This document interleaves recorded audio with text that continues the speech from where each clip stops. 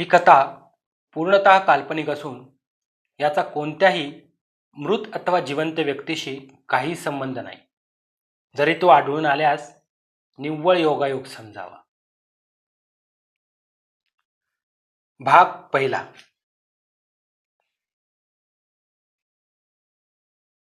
या दुनियेत मला खूप त्रास होतोय, पण तरीही मला जगायचंय. माझ्या आयुष्याला सीमा आहेत, पण तरीही बेबंद राहायचंय. इथे लज्जा माझ्यासाठी फक्त शब्द आहे, पण तरीही समाजानं सोडून दिलेली लाज हळूच लपवायची आहे. या शिकलेल्या आणि इज्जतदार लोकांना आपल्या वासना आणि इच्छा माझ्या इथे पूर्ण करायच्या. हो, मी समाजानं बाजूला केलेली पण त्यांच्या उपयोगाची वेश्या आहे. हो, मी फक्त उपयोगाची. माझं नाव सुनंदा. मला माझी कथा सांगायची आहे, पण सुरुवात कुठून करावी हाच मुळी प्रश्न आहे. मनाच्या कोपऱ्यात एक स्त्री आज बोलते, माझी कथा सांगते. मनात खूप काही राहिलं की ते आपोआप ओठांवर येतं. तसंच माझं झालंय. छोट्या खेड्यात राहणारी मी. गावाच्या वेशीबाहेर आमची वस्ती. रात्र झाली की आमच्या वस्तीकडे येणारे खूप लोक असतात. अगदी गावातील प्रतिष्ठित व्यक्तीही येतात, पण तरीही आमच्याकडे अगदी तुच्छतेनं पाहिलं जातं. माझा मुलगा 7 वर्षाचा आहे. त्याला कधी या लोकांचं वागणं कळलंच नाही, कारण त्यानं जग अजून जवळून पाहिलंच नाही. तुम्ही म्हणाल वेश्येला मुलगा, पण हे खरं आहे. मला मुलगा आहे. त्याची आई म्हणून मी सर्व कर्तव्य करते आणि कधी कधी मला त्याची आई असल्याची लाजही वाटते. ए सुनंदे, उठ पटकन, तुझा नेहमीचा माणूस आलाय बाहेर. सुनंदा वहीची पानं मिटत उठली आणि बाहेर गेली. शेठजी तुम्ही या ना. शेठजी डोक्यावरची टोपी सांभाळत अगदी चोर पावलानं आत गेला. सुनंदे, आज रात्र इथेच राहणार आहे मी. तुझ्यासोबत असलं की मला बरं वाटतं बघ. बायका नुसते डोक्याला ताप करते. दारू पिऊन गावचा सरपंच सुनंदाकडे रात्री झोपायला आला होता. राहा ना सरपंच, पण पोराला जरा बाहेर झोपून येते, असं म्हणून सुनंदा आपल्या पोराला बाहेर झोपवायला आली. श्याम, सुनंदाचं पोर ते, आईजवळ झोपायचा हट्ट करत होतं, पण सुनंदा त्या वस्तीतल्या मोठ्या आजीकडे त्याला झोपून आली. सुनंदे, सरपंच सुनंदाला हाक मारत होता. हा सरपंच सुनंदेकडे सगळं काही व्यक्त करायचा.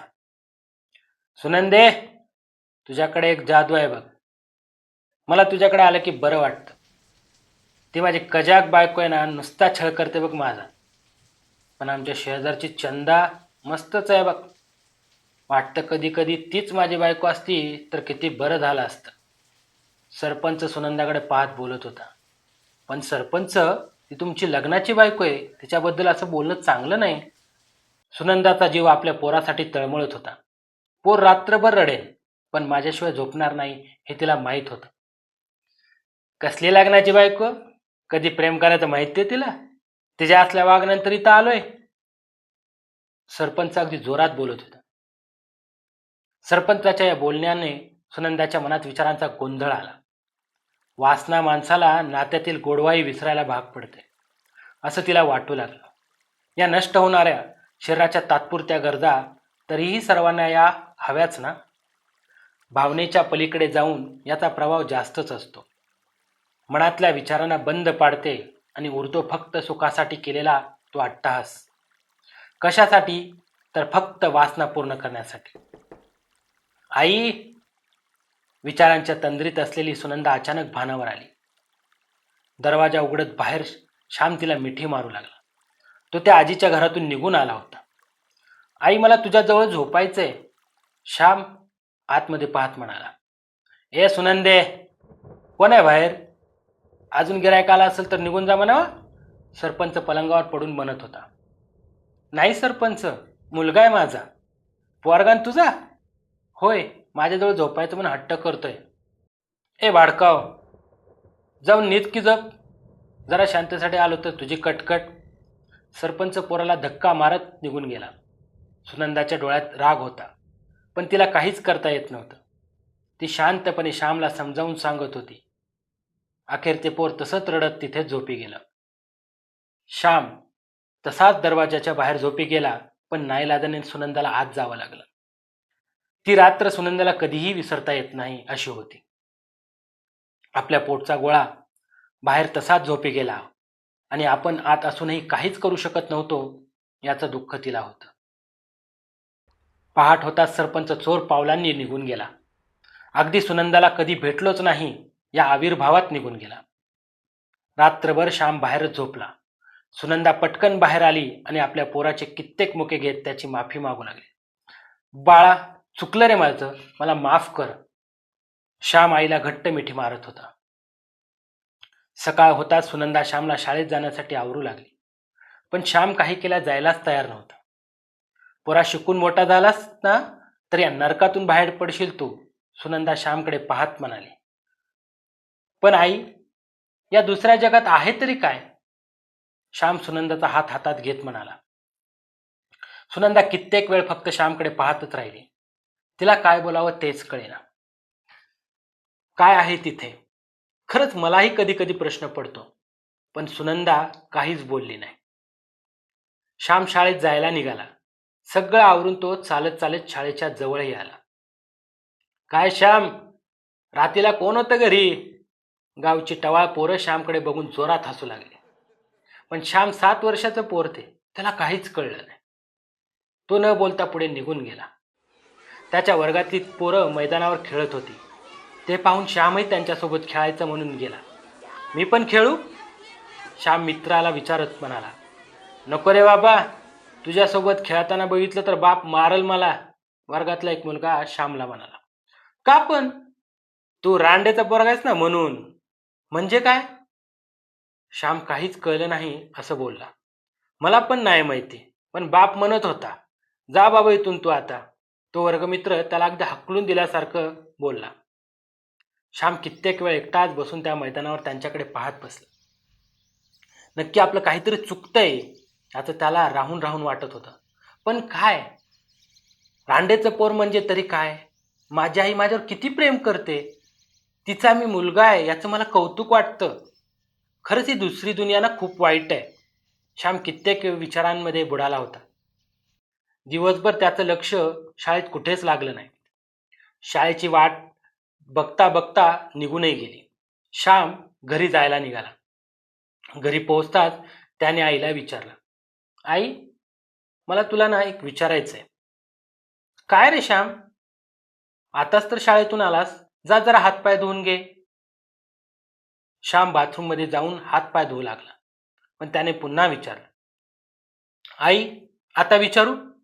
बरं विचार. आई, रांडेचं पोर म्हणजे काय ग? श्यामनं असं विचारता सुनंदा काय बोलावं तेच कळेना. श्याम, काय बोलतोयस तू हे? जा जाऊन अभ्यास कर. सांग नाही, मला शाळेत सगळे रांडेचं पोर का म्हणतात? श्याम, कोणीही काही म्हटलं तरी आपण लक्ष द्यायचं नाही असं म्हणून सुनंदा घरात निघून गेली. सुनंदा कित्येक वेळ डोळ्यातील टिपूस गाळत घरात बसून होती. मनात असंख्य विचार होते. हा समाज मला नाव ठेवतो, पण याच समाजाने मला इथे आणून ठेवले हे कोण का सांगत नाही? थोड्याशा पैशासाठी मला विकणारा माझा बाप पुन्हा गिरायक म्हणून आला तर नवल काय वाटून घेऊ मी? आज माझा मुलगा शिकून मोठा व्हावा असं मला वाटतं, तर यात माझं काय चुकलं? का माझ्या मुलाने इथे चोऱ्या माऱ्या करूनच आयुष्य तुरुंगात घालायचं? मला वेश्या करणारा हा समाज पहिले स्वतःच्या आंधळ्या वासना का पाहत नाही? मला सुधारायचं म्हटलं तरी हा समाज मला जवळ करत नाही. प्रत्येक वेळी तिथे जावं तिथे वासनेत अंध असलेली कुत्री फिरत असतात. मग मी लाज का बाळगावी? 10वीत उत्तम गुण मिळाल्यावर मी नाचत घरी आले होते. तेव्हा माझ्या बापानं माझा हिशोब केला होता. ओढत घेऊन जाताना कुठे गेला होता हा समाज? सुनंदे! वस्तीतली आजी सुनंदेला हाक मारत घरात येत होती. सुनंदे डोळ्यात पुसत स्वतःला सांभाळत होती. काय झालं ग? रडतेस का? आजी सुनंदाची विचारपूस करू लागली. काय नाही हो, नेहमीच, दुसरं काय? कोण काय म्हणाला आता? आजी सुनंदाकडे पाहत म्हणाली. श्यामला आज कोणीतरी शाळेत रांडेचं म्हणाल. तर श्याम अर्थ विचारत होत मला. बाई ग, एवढं मनाला लावून काय घ्यायचं? हे का नवीन आहे आपल्याला? तू बाकी मनानं खूप हळवी आहेस बघ. सुनंदा, या जगात आणि त्या जगात खूप अंतर आहे. एकदा का इकडे आलं की सुटका नाही. आणि ते जग काय म्हणतं याची पर्वाही करायची नाही. आजी अगदी मनातलं बोलू लागली. मलाही खूप मोह होता ग, या दुनियेतील आपला प्रवास संपून त्या दुनियेत जाण्याचा. पण सारी गिधाडं टपून बसतात आपला फडशा पाडायला. आजी सुनंदाकडे सगळं काही बोलत होती. हे आपलं जीवन आहे पोरी. आपलं काम फक्त वासना पूर्ण करण्यासाठी. आपण माणूसही आहोत हे मान्य कोणी करणार नाही. आपल्या मनात असंख्य भावना आहेत हे कोणी मान्य करणार नाही. आपण फक्त यांच्या उपयोगाची वस्तू. आजी पदराने डोळे पुसत म्हणाली. ए सुनंदे, दार उघड बरं. बाहेरून कोणी इसम मोठ्यानं ओरडू लागला. कोण आहे? सरपंच आहे. आता काय तुला विचारून येऊ का मी? सरपंच दारूच्या नशेत सुनंदावर खेकासला. नाही तसं नाही, पण लवकर आलात म्हणून. बरं चल बस कर बोलणं. ए म्हातारे, निघ आता, मला निवांत पडायचं इथं. सरपंचाच्या बोलण्याने आजी बाहेर निघून गेली. आई, दरवाजा का बंद केलास? श्याम बाहेरून हाक मारत आईला बोलू लागला.